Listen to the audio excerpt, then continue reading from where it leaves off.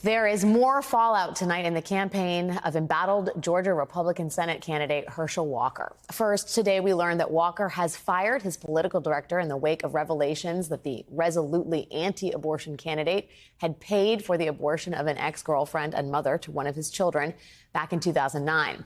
The removal of Walker's political director, Taylor Crow, 1 month before the midterm elections was the latest sign of a campaign that is desperately struggling to get back on track after a series of damaging revelations by the Daily Beast rocked his campaign this week.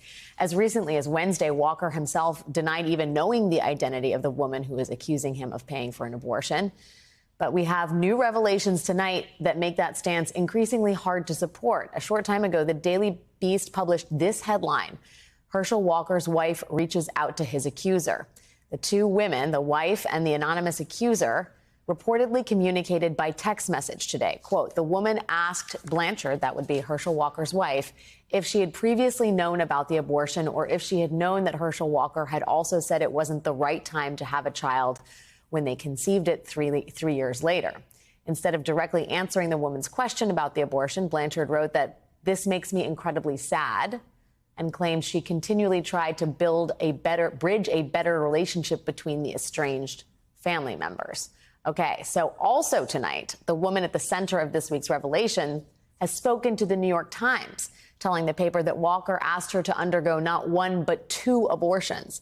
Here's a lead of that story. A woman who has said Herschel Walker, the Republican Senate nominee in Georgia, paid for her abortion in 2009, told the New York Times that he urged her to terminate a second pregnancy 2 years later. They ended their relationship after she refused. In interviews with the Times, she described the frustration of watching Republicans rally around Walker, dismiss her account, and bathe him in prayer and praise, calling him a good man. The woman, whose identity is being withheld by the Times at her request, told the Times she wants Georgia voters to know what kind of man Herschel Walker was to her. Quote, as a father, he's done nothing. He does exactly what the courts say, and that's it, she said. He has to be held responsible, just like the rest of us. And if you're going to run for office, you need to own your life.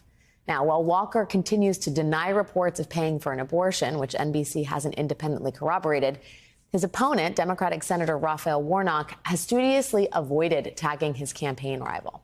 This afternoon in Macon, Georgia, Senator Warnock was asked by reporters why he refuses to make political hay out of his opponent's struggles.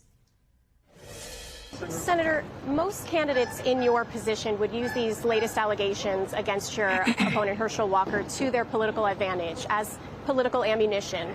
Why haven't you done that?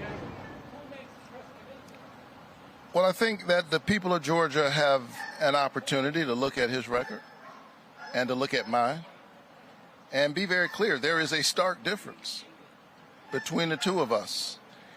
And the differences between me and my opponent couldn't be more obvious. I think that we have seen some disturbing things. We've seen a disturbing pattern, and it raises real questions about who's actually ready to represent the people of Georgia in the United States Senate. Okay, and breaking just literally minutes ago, Herschel Walker has now acknowledged for the first time the identity of the woman who claims he paid for her to have an abortion 13 years ago.